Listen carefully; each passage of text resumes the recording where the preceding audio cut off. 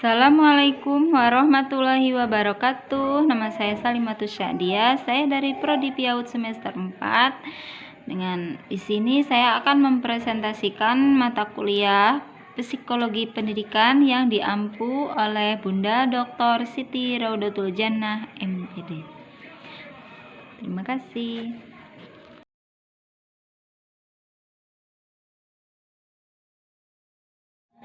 Ya baik, di sini saya akan mempresentasikan makalah saya, yaitu yang berjudul Orientasi Psikologi Pembelajaran di Taman Kanak-kanak, Orientasi Psikologi Pembelajaran di Sekolah Dasar. Pembahasan A. Konsep pengembangan pembiasaan. Sikap yang menjadi kebiasaan mempunyai ciri-ciri, diantaranya A. Perilaku itu relatif menetap. Yang B. Pembiasaan umumnya tidak memerlukan fungsi berpikir yang cukup tinggi. Misal, untuk mengucapkan salam, cukup fungsi berpikir berupa mengingat atau meniru saja. C. Kebiasaan bukan sebagai hasil dari proses kenyataan, tapi akibat atau hasil pengalaman atau belajar. D. Perilaku itu tampil secara berulang-ulang sebagai respon terhadap stimulus yang sama. Lalu metode pembelajaran perilaku melalui pembiasaan. Menurut Campbell dengan dilakukan sebagai metode sebagai berikut. 1. Pengubahan perilaku. 2. Pembelajaran. 3. Berbasis hubungan. 1. Metode pengubahan perilaku yaitu merupakan suatu pengubahan perilaku yang berdasarkan atas prinsip-prinsip penguatan. Lalu yang kedua, pembelajaran. Metode ini dilakukan dengan memberikan instruksi yang spesifik dan konkret. Yang ketiga, berbasis hubungan. Metode ini adalah digunakan untuk membantu menciptakan suasana yang mendukung untuk dapat terjadinya proses belajar. Untuk mempertahankan hubungan antara guru dan murid, antara lain A. Antara rasa dorong empati dengan cara mendengarkan kesulitan-kesulitan anak dalam mengikuti belajar yang terstruktur, lalu menghargai usaha anak, dan lain-lain. Yang B. Identifikasi masalah anak, yaitu mengenali apa yang menjadi hambatan sang anak. Yang C. Mengurangi rasa keterancaman pada anak dalam situasi belajar. Jadi harus menciptakan rasa aman dan lain-lain. 2. Dimensi pengembangan perilaku pada anak. 1. Pengembangan perilaku moral. Yang A, yang mana di dalam pengembangan perilaku moral ini yang utama ada di lingkungan keluarga sebagai sekolah pertama bagi anak. B. Sekolah sebagai lembaga pendidikan yang memiliki tujuan menanamkan budi pekerti dan sopan santun, juga tergantung aturan-aturan yang berlaku. C. Masyarakat mempengaruhi dalam pembentukan kepribadian anak. Itu sangat mempengaruhi kalau lingkungan. Yang kedua, pengembangan perilaku disiplin. Adapun tujuannya adalah A. Secara umum membentuk perilaku sedemikian hingga akan sesuai dengan peran-peran yang diterapkan kelompok, budaya, atau tempat individu tersebut. B.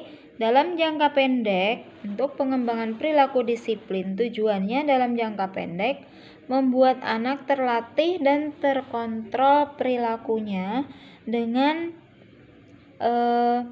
membelajarkan pada anak tingkah laku yang pantas. C. Di dalam pengembangan perilaku disiplin untuk jangka panjang adalah melatih pengendalian diri.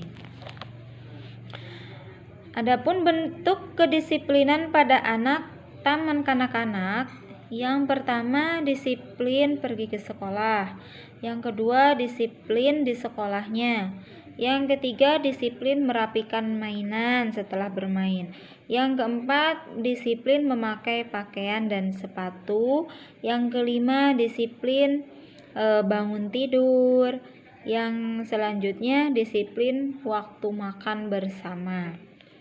3. Pengembangan perilaku emosional. Perilaku emosional merupakan bagian dari kecerdasan emosional yang melibatkan perasaan dan emosi, baik pada diri sendiri dan orang lain. Cara menumbuh kembangkan perilaku emosi wajar kepada anak adalah A. Bersikap empati kepada anak. 2. Mendengarkan ungkapan emosi kepada anak. Yang selanjutnya mengungkapkan emosi lewat kata-kata. Yang keempat mendengarkan musik indah dan teratur. B. Pengertian orientasi psikologi pembelajaran di sekolah dasar. Anak-anak pada etape ini pun mulai kritis terhadap pertumbuhan moral.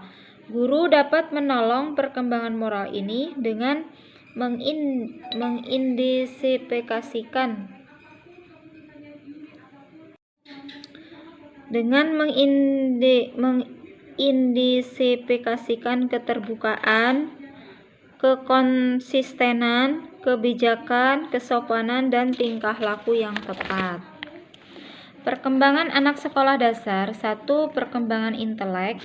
2. Perkembangan terhadap pertumbuhan kognitif. Lalu perkembangan afektif. Erikson mencetuskan teori pertumbuhan afektif yang terdiri atas kepercayaan dasar, autonomi, inisiatif, produktivitas, identitas, keakraban, generasi berikut, dan integritas. Pada masa ini anak sudah mengarah ke dalam mental dan ke dalam jasmani dan mentalnya. Untuk perkembangan minat anak sekolah dasar. Adapun minat adalah kekuatan yang mendorong anak guna memperhatikan, merasa tertarik dan senang terhadap sesuai kegiatan. Lalu ada perkembangan sosial. Pada peserta didik sekolah dasar atau MI yang berada pada posisi anak akhir bakal mulai membentuk kumpulan bermain yang selanjutnya berkembang menjadi kumpulan belajar. Lalu ada peranan kelompok dan permainan. 1. Membantu anak bergaul dengan rekan sebaya. Yang kedua, membantu anak mengembangkan kesadaran yang rasional. Ketiga, mempelajari sikap sosial yang pantas. Yang keempat, membantu kemandirian anak. Penyesuaian sosial. Penyesuaian sosial berarti keberhasilan seseorang dalam menyesuaikan diri terhadap orang lain. Beberapa kriteria penyesuaian sosial yaitu keterampilan nyata, 2. Penyesuaian diri terhadap sekian banyak kelompok, 3. Sikap sosial, 4. Kepuasan pribadi. Ada tahapan belajar anak sekolah dasar adalah mulai memandang secara objektif, yang kedua mulai beranggapan secara operasional. Macam-macam cara penerimaan informal anak sekolah dasar yaitu melalui indera penglihatan atau visual. Yang kedua melalui indera pendengaran atau auditorial.